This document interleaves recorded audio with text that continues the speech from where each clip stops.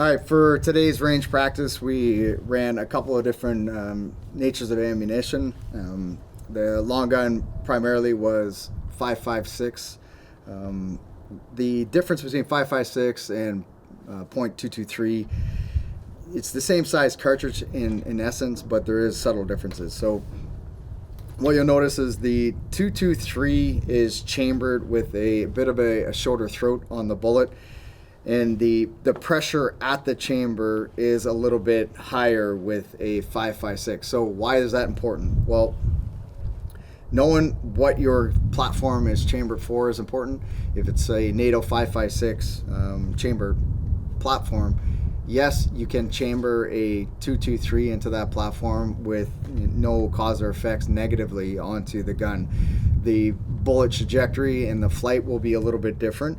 But where it could potentially be problematic is if you have a .223 chamber platform and you're running a 5.56 natured ammunition through it, because at the chamber pressure is a little bit greater, there is some potential negative cause and effects. Now, the gun's not going to blow up, that's not what I'm saying, but because of that added pressure, parts and components and pieces of the bolt and the bolt carrier group, as well as your gas regulator and your gas assembly could cause negative effects if there's prolonged shooting with a 5.56 in a .223 chambered platform. So just know the nature of the ammunition that you're using. For us today, we used an American Eagle .223 Remington 62 grain full metal jacket.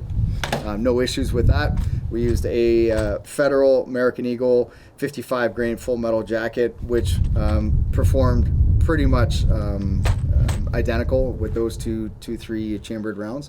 And then my favorite, Magtech, this is a 5.56 chambered 62 grain. And this I really like this ammo. I like this Magtech company and this ammo a lot, both for the long gun carbine, but also for the pistol. So these are the two that we ran for or 3 ammunitions that we ran for the carbine today, and the highest performance and what felt the best, in my opinion, in terms of performance and consistency was the Magtech. All right, so they get the nod on today. For the pistol, we used a Federal 9mm 115 grain bullet, so no issues with it. The Luger round worked really well with all the platforms that we used today. So we used Smith & Wesson M&P, we used a CZ P10, and we used a Glock 17, and we ran this ammo through all 3 platforms and no issues. The other one was a 124 grain Blazer ammunition, so the CCI 9mm. Again, performed well, no issues.